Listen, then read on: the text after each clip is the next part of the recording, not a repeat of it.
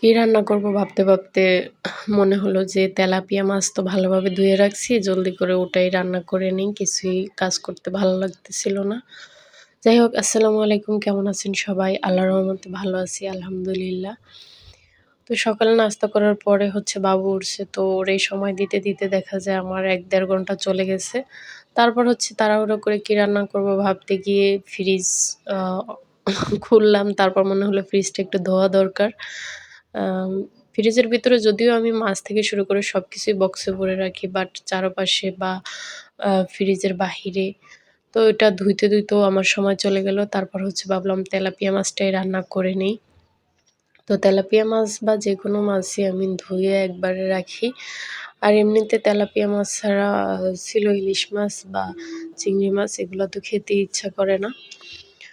তারপর হচ্ছে আমি আ এছাড়া যদি আমি রান্না করতাম হয়তো ভাজি-টাজি করা যেত। বাট এটা তো খাবে না। ভাবতে, ভাবতে মানে রাঁধুনি হয়ে গেছি কি বলবো।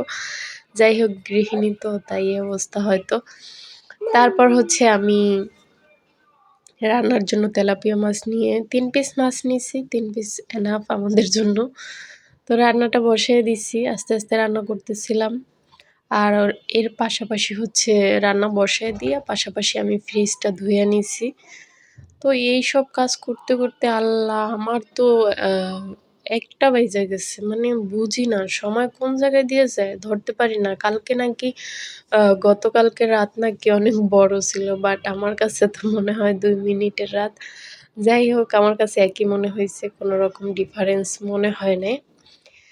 তো শীতের মধ্যে কোথায় কি অবস্থা? আমাদের এখানে তো রোদ উঠছে। ১১টা ১১:৩০টার দিকে রোদ উঠছে সম্ভবত। তো ভালো হইছে এতটুকু রোদ উঠার জন্য আলহামদুলিল্লাহ। এই তো আমার রান্না প্রায় হয়ে গেছে। এর পাশাপাশি হচ্ছে আমি ভাতটা বসায় দিছিলাম।